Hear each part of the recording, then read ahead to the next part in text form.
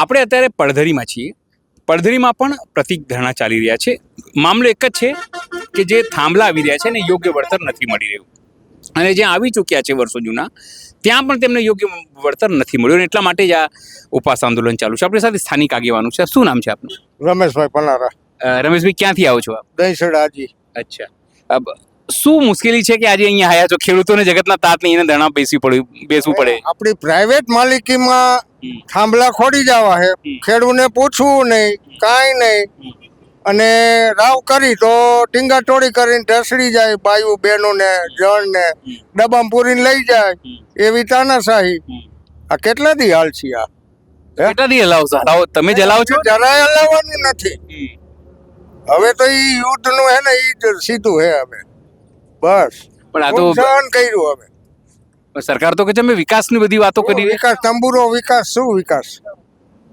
Road કે અમે ખાઈ ગયા, ઓવરબ્રિજ કે અમે ખાઈ ગયા, કોથરા મગફળીને હરગે તો ઈ હરગા. હમણાં રફાડિયા મગફળી હરગી લ્યો, 9 દીએ તો ઠઈરી. મગફળીમાં તો ગોડાઉનમાં ધૂળ હોય, ખેડૂત કણેથી ધૂળ લેતા નથી, રિજેક્ટ કરે છે. જાવ નહીં હાલે, ધૂળ હે. હું આ ગોડાઉન પેક કર્યા પછી ધૂળ નીકળે. હવે આ કેના પાપ? 30 વર્ષથી સરકાર છે એ ભારતીય જનતા પાર્ટી લાઈનમાં ખંડાઈ હી.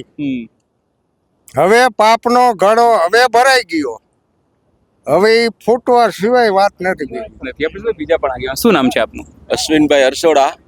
અશ્વિનભાઈ, શું કહેશો? તમારી શું તકલીફ છે? બધાને અલગ અલગ તકલીફ છે. તો અશ્વિનભાઈ હરસોડા નગર પીપળિયાથી આવે છે, પણ મારી તકલીફ છે કે મારા ખેતરની અંદર પોલ આવે છે તો અમને એવી ધાક ધમકી એના કંપનીના માણસો આપે છે કે ભાઈ તમને નામ નહીં ખાય તો તમારે ઘરે કલેક્ટર આવશે ને ઓલું આવશે ને, આવી અમને ધાક ધમકી આપે છે. અને એના હિસાબે અમને એમ કે અમને સરકારને પરિપત્ર બહાર પાડ્યો તો સરકારને પરિપત્ર ખેડૂતના હિતમાં નથી, આ કંપનીના હિતમાં છે. પણ ખેડૂતના હિતમાં જો સરકાર પરિપત્ર બનાવશે તો ખેડૂત રાજી થઈ જાય અને એનો ઉકેલ આવશે. પણ કેમ તમને એવું લાગે છે કે સરકારે કંપનીના ફાયદા માટે બનાવ્યું છે? કેમ તમારા પરિપત્રમાં લાગે જ છે કે એમાં કાંઈ અમને પૂછતું જ ને વળતર જ એટલું બધું નથી. અને જો જમીનની અંદર અમારો પોલ આવે તો એનો ભાવ અડધો થઈ જાય. ભાવ અડધો થઈ જાય તો અમારા હિતમાં ન કહેવાય, કંપનીના હિતમાં કહેવાય. પણ આ લોકો તો એવું જ કહે છે કે અમે 2000 ખેડૂતોને આપીએ છીએ, અમે આટલું બધું મદદ કરી રહ્યા છીએ, સબસિડી આપીએ છીએ, અને ખેડૂતો તો 2 ગણા આવક થઈ રહી છે, નું બધું કહે છે. બે ગણી કાંઈ આવક થઈ નથી. 2000 નું કાંઈ આવે નહીં. આ એક એને લોલીપોપ છે બધું. ખેડૂતને આમ લાગે કે મને 2000 આવ્યા, બાકી કાંઈ છે નહીં. તો આટલા બધા તમે કહો છો કે ખેડૂતો માટે નથી કરતી, તો આ બધા એવું કહે છે કે આ થાંભલા જશે તો લાઇટ આવશે, વીજળી થશે, વિકાસ થશે, આ બધી વાતો થાય છે. તો વિકાસ છે તો ખેડૂતના ભોગે જ વિકાસ, તો એને ખેડૂતના ભોગે જ વિકાસ કરવાનો. તો વિકાસ કરવો હોય તો અમે ક્યાં ના પાડી? હવે પૈસા અદાણીને દેવા છે અને ડાયરેક્ટ અદાણી અને ખેડૂત સમજી લે તો ક્યાં વાંધો? આ સરકાર વચ્ચે રહીએ છે તો નકર પૂરતો પૈસા દઈ દે તો ખેડૂત ક્યાં કોઈ વિકાસની ના જ પાડે છે. પૂરતા પૈસા નથી આપી. હા, પૂરતું વળતર અમને નથી મળતું. બજાર કરતા 4 ગણું વળતર આપે એટલે અમે ક્યાં ના પાડી. શું નામ છે આપનું? હિરજીભાઈ. હિરજીભાઈ, ક્યાંથી આવ્યા છો? દહીસડાજી. અચ્છા, પડદરી તાલુકો. અચ્છા, પડધરીથી જ આવ્યા છો. તમારે ત્યાં શું મુશ્કેલી આવી રહી છે? અમારા થાંભલો આવે એની જ મુશ્કેલી આવે છે કે આવી ગયા છે? એક લાઈન પડી ગઈ 10 વર્ષ પહેલા. અચ્છા. અને હવે નવી લાઈન પડવાની છે. એટલે મારા પડામાં નથી આવતો, પણ ખેડૂતના પડામાં આવે એના વિરોધમાં અમે આવ્યા છે. સહયોગમાં, ભવિષ્યમાં સહયોગમાં. આ લોકો એવું કહે છે ગાંધીનગર વાળા કે દિલ્હી વાળા કે અમારે ખેડૂતોની સરકાર છે, અમારી ગરીબોની સરકાર છે, આવું બધું કહે છે. તમને લાગે છે? જરાય લાગતું નથી.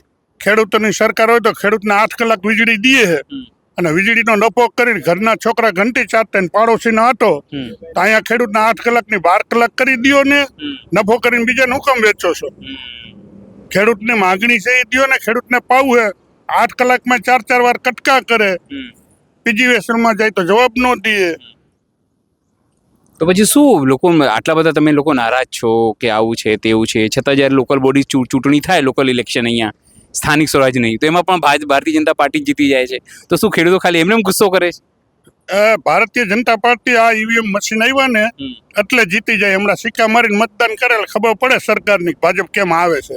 ઈવીએમ મશીનમાં ખોટખાટ કરીને ગમે એમ કરીને આખા ગામનો વિરોધ હોય તો પેટીઓની જ નીકળે. ઈ સરકારનું ને અમે તો આપીને 30 વર્ષથી મૂર્યા ખાલી દીધા છે. હવે ઉખેડવાની તકલીફ છે. હવે ઉખેડવા માંગી છે ને ઉખેડવાય છે. તો પછી કઈ રીતે ઉખેડશો? તમે કહો છો કે આટલી બધી મુશ્કેલી છે, ઉખેડવા છે, તો પછી કેમ ખેડૂતો એક નથી થઈ રહ્યા? એટલે તો આંદોલન ચાલુ કર્યા છે. કારણ કે જો પ્રાઇવેટ કંપની વાળાને પોલીસ પ્રોટેક્શન આપે તો આ લોકો માગે એને પ્રોટેક્શન કામ નથી આપતા. હા, એ વાત છે. જો પોલીસને પ્રાઇવેટને આપતી હોય તો તમને કેમ નહીં એમ? આ હું આજે 500 પોલીસ એ લોકોએ ખેતી માટે પ્રોટેક્શન માંગ્યું પૈસા ભરીને, તોય નથી આપતા. એને કેમ નહીં? તો ખેડૂતની સરકાર કેવી રીતે?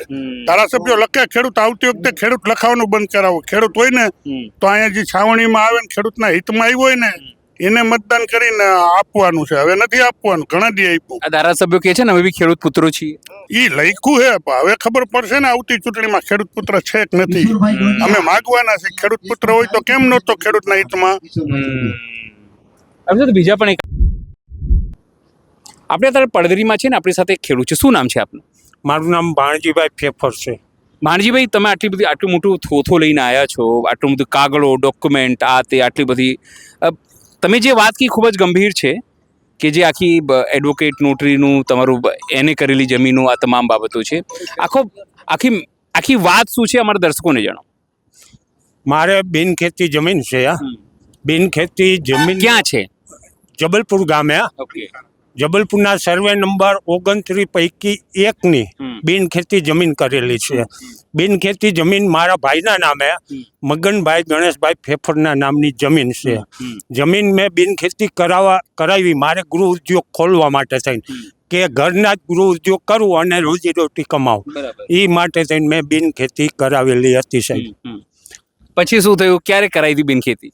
બિનખેતી કરાવેલી મારે 13/9/2025 મોરબી જિલ્લા કલેક્ટર પ્રશાસન તરફથી અને ગુજરાત રાજ્યના પ્રશાસન તરફથી મને ઓર્ડર આવી ગયેલો છે 13/9/2025 રોજ. 13/9/2025 રોજ તમને આવી તમારી જમીન એને થઈ ગઈ. પછી શું થયું? પછી મને કલેક્ટરમાંથી નોટિસ આવી કે તમારા ખેતરની અંદર પોલ આવે, વીજ લાઈન 765 kV વીજ લાઈન આવે છે. એટલે કલેક્ટરમાંથી નોટિસ આવ્યા પહેલા મેં 11/10/2025 રોજ રજિસ્ટર એડીથી મારા વકીલ દ્વારા મેં લેખિત રજૂઆત જિલ્લા કલેક્ટર મોરબીને લેખિત રજૂઆત આપેલી કે ભાઈ મારે બિનખેતી જમીન એની અંદર ગૃહ ઉદ્યોગ ખોલવાના છે, તો આ 765 kV વીજ લાઈન આવે છે, તો મારે શું કરવાનું? મેં 11/10/2025 29/10/2025 રિમાઇન્ડર કરેલી 29/11/10/2025 2 અરજીઓ કરી દીધેલી, તો પણ મને જિલ્લા પ્રશાસન કોઈ જવાબ આપેલું નથી. થાંભલાની નોટિસ તમને ક્યારે મળી કે આવે છે? થાંભલાની નોટિસ મને 11મા મહિનામાં મળી. 9મા મહિનામાં તો એને થઈ ગયું. આ 9મા મહિનામાં મારે એને થઈ ગયું અને 11મા મહિનામાં એને ભારત સરકાર વિદ્યુત મંત્રાલયમાંથી પરમિશન 3/11/2025 રોજ જામનગર ટ્રાન્સમિશન કંપનીને પરમિશન મળી. મને નોટિસ એને 17/11/2025 એને નોટિસ મને આપેલી. આટલો ડિફરન્સ છે મારી બિનખેતી જમીન અને કંપનીને પરમિશન મળી, એમાં આશરે 60 દિવસનો ફેર છે. પછી તમે શું કર્યું? ક્યાં ક્યાં રજૂઆત કરી આની કે આવું થયું છે? મેં રજૂઆત આપણા જિલ્લા પ્રશાસન મોરબી અનેક વખત 10મા મહિનાથી કરી અને 7મા મહિના સુધીમાં લગભગ આશરે મોરબી કલેક્ટર ઓફિસમાં મારી 20થી 25 લેખિત રજૂઆત છે. જો જિલ્લા પ્રશાસનને અમે આવવું હોય તો મારી કારણે પોસ્ટ પુરાવા છે, બરાબર? પોસ્ટ પુરાવાના નંબર છે, પોસ્ટ પુરાવાની સ્લીપું છે, બધું છે મારી પાસે. 25 લેખિત રજૂઆત મેં ગુજરાત સરકાર, ભારત સરકાર અને મોરબી જિલ્લા પ્રશાસનને એવી દર વખતે હું લેખિત રજૂઆતો આપું ને એટલે મારે 11 કવર ભેગા થાય.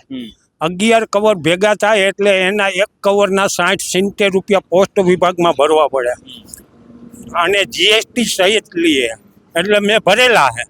હું અરજી કરી લેખિત રજૂઆત કરવામાં ક્યાંય પણ અચકાતો નથી, ખર્ચ અમે જોતો નથી. કારણ કે ખર્ચ જોવા બેવું તો મારી રોજીરોટી અટકે. મારી બિનખેતી જમીનમાં મારે ગૃહ ઉદ્યોગ ખોલવાના છે, તો એ જોવા બેવું તો મારા ઉદ્યોગ ન ખુલે ને. તો છતાં મને તારીખ 3/6/2026 રોજ કલેક્ટરે હુકમ આપી દીધો છે સાહેબ. આટલી લેખિત રજૂઆતો હોવા છતાં શું હુકમ આપ્યું કે થાંભલો નાખવા દો? આ તમારા ખેતરમાં પોલ અને તાર આવશે. કલેક્ટર મને એવું કીધેલું કે પોલ બિનખેતી જમીનમાં પોલ ન આવે એવી મને કાયદો બતાવો. એટલે હું તો સામાન્ય ખેડૂત સાહેબ, એટલે મેં સાહેબને એમ કહી દીધું, સાહેબ મને ખબર નથી, પણ મેં તમને અત્યારે રૂબરૂ લેખિત રજૂઆત આપું છું. મેં એના સાઇન સિક્કા કરાવીને ઓટી લઈ લીધેલી છે. સાહેબ તમે પોતે આ મેં લેખિત રજૂઆત આપી છે એનો પૂરો અભ્યાસ તમે પોતે કરજો, તમારા અધિકારી ન કરે. મારે લોસ અનેક જાતના છે બિનખેતી અંદર.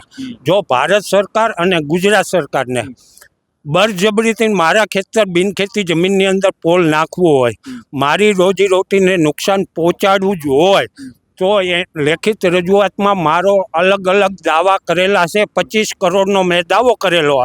જો કંપની અને ગુજરાત સરકાર મને 25 કરોડ આપી દે, વેલકમ, ભલે થાંભલો નાખે, નહીતર હું જોવાનો કેવી રીતે થાંભલો ઊભો કરે મારા ખેતરની અંદર સાહેબ.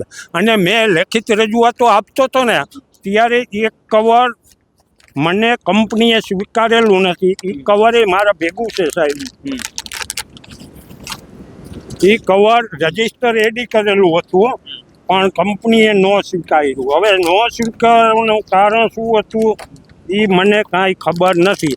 આટલી લેખિત રજૂઆતો કરવા છતાં ગુજરાત સરકાર, ભારત સરકાર અને જિલ્લા પ્રશાસન કોઈ જાતનો કાંઈ પણ જવાબ આપતી નથી. એટલે મને તો એવું લાગે છે કે કંપની અને સરકાર બે માસિયા ભાઈ લાગે છે. આવું મને ચોખ્ખું દેખાય છે. અને બીજા નંબરમાં કે કોઈ પણ કંપનીને પરમિશન આપે ભારત સરકાર અને મને ગુજરાત સરકાર, મોરબી જિલ્લાનું પ્રશાસન અને એમાંય કલેક્ટર જો બિનખેતીની ઓર્ડર મને બિનખેતી ગૃહ ઉદ્યોગ, જનરલ ઉદ્યોગ ખોલવાની પરમિશન આપે, પાછું 2 મહિના પછી તરત ને તરત કંપનીને પરમિશન આપે, જાઓ તમે આ ખેતરની અંદર થાંભલો ખોડો, તો શું કારણે 2 મહિનાની અંદર ડબલ જણાને આ મોરબી પ્રશાસન પરમિશન આપે? એ જ મને ખબર નથી પડતી સાહેબ. કે શું કરશો હવે? કાયદાકીય લડાઈ થઈ ગઈ તો મોટી. હવે એકને એક કલેક્ટર 2 મહિનાની અંદર મોરબી જિલ્લા કલેક્ટર ડબલ જણાને પરમિશન આપે, તો આ કાયદો, આ પ્રશાસન કાયદાની ભાન હેતે નથી. એ જ મને નથી ખબર પડતી. આઈએસ અધિકારી થઈને બેસી જાય એ સાહેબ, તો એટલી તો એને ખબર પડવી જોઈએ ને કે મગનભાઈ ગણેશભાઈને આપણે બિનખેતીનો ઓર્ડર જનરલ ઉદ્યોગ બનાવવા માટે 13/9/2025 રોજ આપેલો છે. તો કંપની 3/11/2025 વિદ્યુત મંત્રાલય ભારત સરકારની પરમિશન આપેલો લેટર કલેક્ટરને બતાવે, તરત ને તરત એના બિનખેતી એના સર્વે નંબરમાં બીજાને પરમિશન આપી દે. તો એક ખેતરની અંદર કેટલા જણા રમે? તમને લાગે છે તમને છેતરી રહ્યા છે લોકો બધા મળી? મને તો હાવ આ સરકાર અને આ મોરબી પ્રશાસન ભિખારી, ગુજરાતના ખેડૂતોને ભિખારી બનાવવા મથે છે અને બનાવવાના છે. બાકી તો કંપનીને માલોમાલ કરવા હાટું થઈને જ આ મોરબી પ્રશાસન બેઠું છે.